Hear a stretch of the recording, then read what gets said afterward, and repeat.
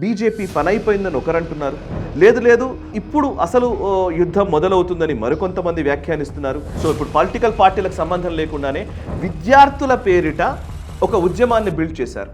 అది కూడా నరేంద్ర మోదీ లేదా బీజేపీ, ఆర్ఎస్ఎస్ ఈ శ్రేణులకి కొంత కష్టంగా ఉన్నటువంటి ఇన్స్టాగ్రామ్ని వాడుకొని లేదా జెన్జీని వాడుకొని వాళ్లకు రీచ్ అవుట్ అవుతూ ఈ పర్టికులర్ ఉద్యమం నడిచింది. ముఖ్యంగా అరవింద్ కేజ్రీవాల్ నేతృత్వంలోనే ఈ బొద్దింకల పార్టీ నడుస్తోందని బీజేపీ నాయకులు చాలామంది డీప్ స్టేట్ అంటున్నారు, విదేశీ కుట్రలు అంటున్నారు, ఇవన్నీ చెప్తున్నారు. కానీ ఏది విదేశీ కుట్ర, ఎలా కుట్రలు చేస్తారు, వాళ్ళ మోడస్ ఆపరెండి ఎలా ఉంటుంది, ఎంత స్పష్టంగా వాళ్ళు నినాదాలతోటి ఉద్యమాలను బిల్డ్ చేస్తారు, ఆ ఉద్యమాల ద్వారా ఎలా అధికారంలోకి రావడానికి ప్లాన్ చేస్తారు, ఎవ్రీ డీటెయిల్, ప్రతి డీటెయిల్ అర్థం కాకుండా ఈ పర్టికులర్ సమస్యను అధిగమించడం అంత ఈజీ కాదు. బీజేపీ కేంద్ర మంత్రులు వెళ్ళి మాట్లాడిన వాళ్ళు ఇవాళ కేంద్ర మంత్రుల్ని మోదీ గారినే ట్రోల్ చేసే స్థాయికి వెళ్ళిపోయారు. ఈ ఓటమికి కారణాలని సరిగ్గా అర్థం చేసుకోకపోతే డెఫినెట్గా పతనం కూడా జరుగుతుంది. తస్మాత్ జాగ్రత్త. నమస్తే, వెల్కమ్ టు రైట్ యాంగిల్. ఎవరికైనా ఏదైనా వ్యాధి వస్తే, వ్యాధి వచ్చినట్టు అనిపిస్తే ఆ లక్షణాలను బట్టి డయాగ్నోసిస్ చేస్తారు. అంటే ఏం జరిగిందో తెలుసుకునే ప్రయత్నం డాక్టర్లు చేస్తారు. అంటే రకరకాల టెస్టులు రాస్తారు, బ్లడ్ టెస్ట్, యూరిన్ టెస్ట్, ఏదో టెస్టులు రాస్తారు. సో దట్ ఏ వ్యాధితో ఈ పర్టికులర్ వ్యక్తి ఇబ్బంది పడుతున్నారో నిర్ధారించుకుంటారు. దానికి ట్రీట్మెంట్ మొదలు పెడతారు. అంటే పరిష్కారాన్ని చూసే ప్రయత్నం చేస్తారు కదా. ఒకవేళ వ్యాధిని నిర్ధారించే క్రమంలోనే సమస్యలు ఉంటే, టెస్ట్లే సరిగ్గా జరగకపోతే ట్రీట్మెంట్ కూడా లోపభూయిష్టంగానే జరుగుతుంది కదా. సో సేమ్ థింగ్ దేశానికి కూడా వర్తిస్తుంది. ప్రస్తుతం అభిజిత్ దీప్కే నేతృత్వంలోని కాక్రోచ్ జనతా పార్టీ కూటమి లేదా ఈ పర్టికులర్ బొద్దింకలు లేదా విద్యార్థుల పేరిట జరిగినటువంటి ఉద్యమము, ఆ ఉద్యమం తారాస్థాయికి చేరుకోవడము, ఆ తర్వాత కేంద్ర ప్రభుత్వం కూడా దిగిరాక తప్పని పరిస్థితి నెలకొనడము, ఏకంగా కేంద్ర మంత్రి ధర్మేంద్ర ప్రధాన్ రాజీనామా చేయడము, ప్రధాని నరేంద్ర మోదీ గారు పదే పదే తానే డైరెక్ట్గా సోషల్ మీడియాకి అనుగుణమైనటువంటి ఒక వీడియోలు చేస్తూ ముందుకు రావడము, స్పెషల్ టాస్క్ ఫోర్స్ ఏర్పాటు చేయడము, ఇవన్నీ మనం చూస్తున్నాం. ఈ పరిణామాలన్నింటిలో కూడా చాలామంది మాట్లాడేది ఏంటంటే బీజేపీ పనైపోయిందని ఒకరంటున్నారు. లేదు లేదు ఇప్పుడు అసలు యుద్ధం మొదలవుతుందని మరికొంతమంది వ్యాఖ్యానిస్తున్నారు. ఏది ఏమైనా ప్రభుత్వంకి అనుకూలంగా, ప్రభుత్వానికి వ్యతిరేకంగా ఒక నెరేటివ్ అయితే నడుస్తోంది. ఈ నేపథ్యంలోనే అసలు ఈ బొద్దింకల ఉద్యమానికి సంబంధించినటువంటి ఈ పర్టికులర్ అంశంలో డయాగ్నోసిస్ సరిగ్గా చేయకపోతే మనం ట్రీట్మెంట్ కూడా చేయడం కుదరదు. ఇందులో బొద్దింకల ఉద్యమంలో అందరూ చేస్తున్నటువంటి ఆర్గ్యుమెంట్లో ముఖ్యమైన అంశాలు ఏంటి అని అంటే కనుక, వీళ్ళ వెనకాల విదేశీ హస్తం ఉంది, డీప్ స్టేట్ పాత్ర ఉంది అని. రెండు, ప్రతిపక్షాల కుట్ర దీంట్లో ఉంది, ప్రతిపక్షాల కోసమని ఈ పర్టికులర్ సంస్థలు పనిచేస్తున్నాయి. ముఖ్యంగా అరవింద్ కేజ్రీవాల్ నేతృత్వంలోనే ఈ బొద్దింకల పార్టీ నడుస్తోందని. ఇక నెక్స్ట్ అంశము, యాంటీ నేషనల్ ఎలిమెంట్స్ దీంట్లో ఈ పర్టికులర్ ఉద్యమాన్ని బేస్ చేసుకుని వర్క్ చేస్తున్నాయని. ఇవన్నీ మనం మాట్లాడుతూ ఉన్నాం. నిజమే, ఇవన్నీ కూడా నిజమే. ఇందులో అన్ని వాస్తవాలే, దీంట్లో ఎటువంటి సందేహము అక్కర్లేదు. ఈ యాంటీ నేషనల్ ఎలిమెంట్స్, విదేశీ హస్తము, అదేవిధంగా ప్రతిపక్షాల సపోర్టు, వీటికంటే కూడా ఒక ఎమోషన్ని ఏదో ఒక విధంగా వీళ్ళందరూ కలిసి ఈ దేశవ్యాప్తంగా క్రియేట్ చేయగలిగారు. ఆ ఎమోషన్ దేశవ్యాప్తంగా ప్రతి ఇంటికి విస్తరించింది. ఈవెన్ ప్రతి ఇంట్లోని జెన్జీ కూడా ఈ అంశానికి, ఈ యంగ్స్టర్స్, యూత్ ఎవరైతే ఉన్నారో వాళ్ళందరూ కూడా ఈ పర్టికులర్ విషయం పట్ల ధర్మేంద్ర ప్రధాన్ రాజీనామా చేస్తాడా చేయడా అనే విషయం మీద చర్చలోకి వచ్చారు. ఇంతకాలం భారతదేశం ఎంత అభివృద్ధి చెందింది, ఏ రాష్ట్రంలో ఎన్నికలు ఎలా జరుగుతున్నాయి, బెంగాల్లో ఎలక్షన్స్ ఎలా జరిగాయి, లేకపోతే ఇంకో దగ్గర ఏం జరిగింది, ఓట్ చోరీ జరిగిందా లేదా, ఈవీఎంల విషయంలో ఏం జరిగింది, ఇట్లా అనేక అంశాలు ఈ గత 12 సంవత్సరాల్లో వచ్చిన అనేక విషయాలు ఉన్నాయి. వేటికి కూడా ఇంతగా రెస్పాండ్ కాలేదు particularly youngsters. But Dharmendra Pradhan రాజీనామా చేస్తారా లేదా అనే విషయంలో మాత్రం చాలా తీవ్రంగా ప్రతి ఇంటిలోని ప్రతి యువతీ యువకుడు దీని మీద స్పందిస్తున్నటువంటి పరిస్థితి కనబడుతోంది. అంటే ఒక ఎమోషన్ని రాజేశారు, ఆ ఎమోషన్ని విస్తృతంగా వ్యాపింపజేశారు. ఇది అసలు ముఖ్యమైన అంశము. దీనికి పరిష్కారం ఏంటి అని అంటే కనుక మనం కొన్ని విషయాలు మనం మాట్లాడుకోవాలి. ఇందులో పరిష్కార మార్గాల్లోకి వెళ్లే ముందు అసలు భారతీయ జనతా పార్టీ, ముఖ్యంగా నరేంద్ర మోదీ గారి నాయకత్వానికి ఇది ఖచ్చితంగా ఒక అగ్ని పరీక్ష లాంటిదే. ఇది ఖచ్చితంగా ఒక పరీక్ష లాంటిదే. ఎందుకంటే ఆయన అనేక పరీక్షలను ఎదుర్కొన్నారు. గోద్రా అల్లర్ల కాలం నుంచి ఇప్పటి వరకు అనేక ఒడిదొడుకుల్ని ఎదుర్కొన్నారు, ఆయన ఎన్నో సమస్యల్ని చూశారు, ఎన్నో సవాళ్లను అధిగమించారు, ఎన్నో ఛాలెంజెస్ని ఫేస్ చేస్తూ ఇంత దూరం వచ్చినటువంటి నరేంద్ర మోదీ గారికి ఇంకొక ఆటంకం ఏర్పడినట్టుగానే మనం భావించాలి. అయితే ఇది ఎంత తీవ్రంగా ఉంటుంది, ఎంత దూరం వెళుతుంది అనేది మనం తర్వాత చూద్దాం. ఫస్ట్ అసలు గోద్రా అల్లర్ల సమయంలో ఆయనకు మొత్తంగా నరేంద్ర మోదీ గారిని బ్లేమ్ చేస్తూ సాగినటువంటి సందర్భంలో అప్పుడంతా నేరేటివ్ కూడా కూన్కి దళాలని, మౌత్కి సోదాగర్ అని ఇట్లాంటి వ్యాఖ్యలు సోనియా గాంధీ గారు చేసిన సందర్భాలు ఉన్నాయి. సో గోద్రా అల్లర్లు జరిగిన సందర్భంలో ఆయన ఆ పర్టికులర్ ఘర్షణ వాతావరణాన్ని గుజరాత్కి సంబంధించినటువంటి ఆత్మగౌరవాన్ని వీళ్ళందరూ నాశనం చేస్తున్నారన్న కోణంలోకి దాన్ని తీసుకెళ్లగలిగారు. దాంట్లో విజయం సాధించారు కూడా. గుజరాత్ గౌరవ్ యాత్ర పేరిట ఆయన అప్పుడు యాత్ర కూడా నిర్వహించారు. ఆ తర్వాత మళ్ళీ ఎన్నికల్లో ఆయన ఘన విజయం సాధించారు. అండ్ అలాంటి సంఘటనలు అనేకం కనబడతాయి. ఒకటి కాదు, రెండు కాదు, అనేక సందర్భాల్లో ఆయన ఈవెన్ సిట్ విచారణను ఎదుర్కొన్న విధానం కావచ్చు, యుఎస్ వీసా నిరాకరించిన సందర్భం కావచ్చు, అండ్ అమిత్ షా లాంటి చాలా క్లోజ్గా ఆయనతో పనిచేసేటువంటి వ్యక్తి అమిత్ షాని అరెస్ట్ చేయడము, గుజరాత్ నుంచి బహిష్కరించడం కావచ్చు, ఇవన్నీ ఆయన చూశారు. చూసి గుజరాత్ని ఒక మోడల్గా మలిచి అండ్ భారతదేశ రాజకీయాల్లోకి వచ్చారు. దేశ రాజకీయాల్లోకి వచ్చిన తర్వాత కూడా 2014లో ఆయన సోషల్ మీడియా మూవ్మెంట్ని నిజంగా బిల్డ్ చేశారు. అప్పుడంతా కూడా మెయిన్ స్ట్రీమ్ మీడియా మొత్తం యూపీఏ గవర్నమెంట్కి అనుకూలంగా ఉంది, కాంగ్రెస్ ఎకోసిస్టమ్కి అనుకూలంగా ఉంది. ఫర్ ఎగ్జాంపుల్ మనం అప్పుడు ఉన్నటువంటి మీడియా ఐకాన్స్ చూస్తే రాజ్దీప్ సర్దేశాయ్ కావచ్చు, ప్రణయ్ రాయ్ అండ్ కరణ్ థాపర్, శేఖర్ గుప్తా, ఈవెన్ రవీష్ కుమార్, బర్ఖాదత్, వీళ్ళందరూ కూడా మెయిన్ స్ట్రీమ్ మీడియా అప్పుడు 2014కి ముందు వీళ్ళందరూ కూడా కాంగ్రెస్ అండ్ కాంగ్రెస్ ఎకోసిస్టమ్కి అనుసంధానించబడి పనిచేసిన వాళ్ళే. కాంగ్రెస్ హయాంలో వీళ్ళు పద్మశ్రీలు ఇవి తీసుకున్న వాళ్ళే.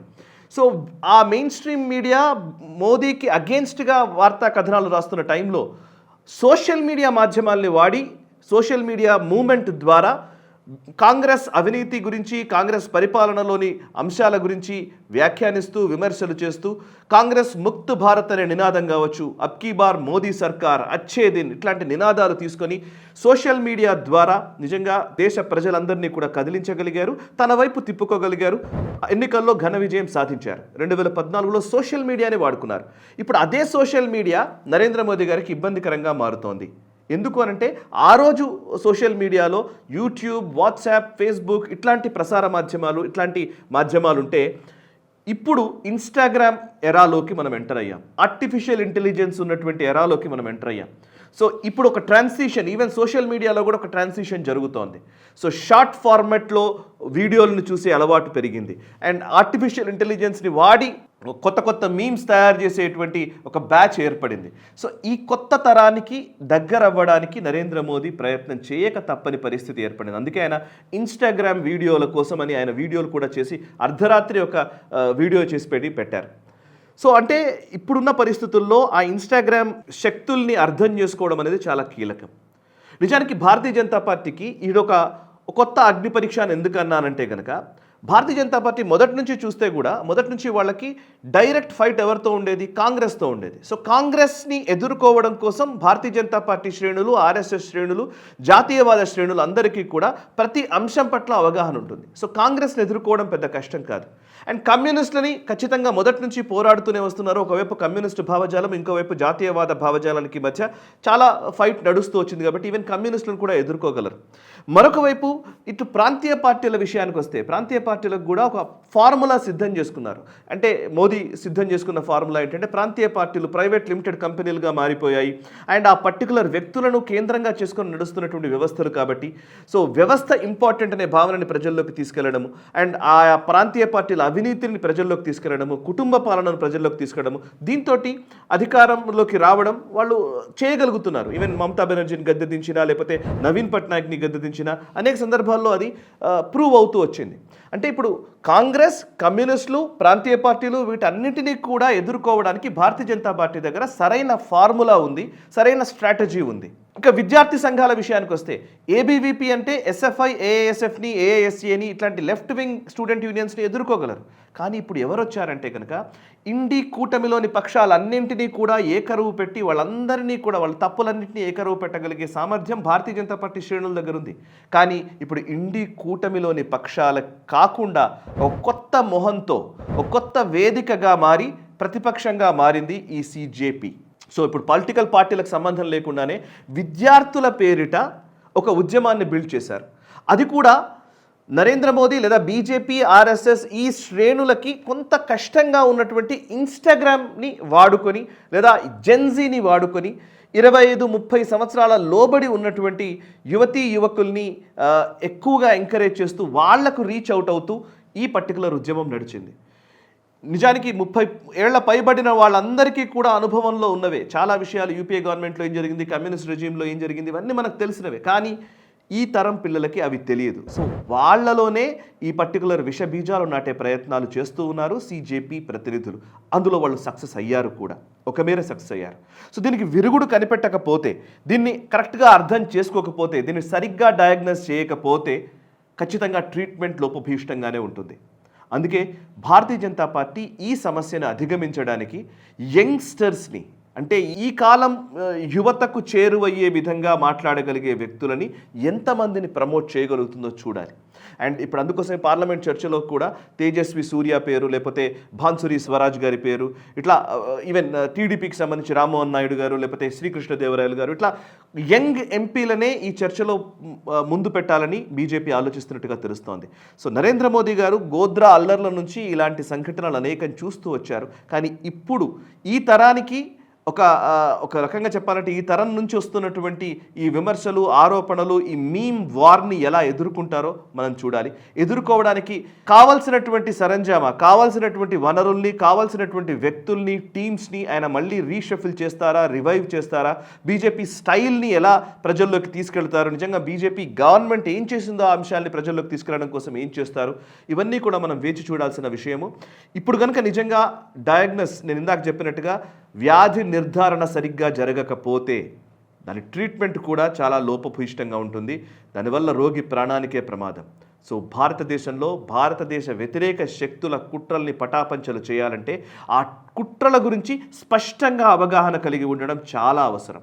డీప్ స్టేట్ అని చాలామంది మాట్లాడుతున్నారు, బీజేపీ నాయకులు చాలామంది డీప్ స్టేట్ అంటున్నారు, విదేశీ కుట్రలు అంటున్నారు, ఇవన్నీ చెప్తున్నారు. కానీ ఏది విదేశీ కుట్ర, ఎలా కుట్రలు చేస్తారు, వాళ్ళ మోడస్ ఆపరెండి ఎలా ఉంటుంది, ఎంత స్పష్టంగా వాళ్ళు నినాదాలతోటి ఉద్యమాలు బిల్డ్ చేస్తారు, ఆ ఉద్యమాల ద్వారా ఎలా అధికారంలోకి రావడానికి ప్లాన్ చేస్తారు, అసలు ఒక ఒపీనియన్ మేకింగ్ మెకానిజం ఏ విధంగా ఉంటుంది, ఏ శక్తులు దీంట్లో పాల్పంచుకుంటాయి, ఆ శక్తులకి వచ్చే నిధులు ఏ విధంగా వస్తాయి, ఎవ్రీ డీటెయిల్, ప్రతి డీటెయిల్ అర్థం కాకుండా ఈ పర్టికులర్ సమస్యను అధిగమించడం అంత ఈజీ కాదు.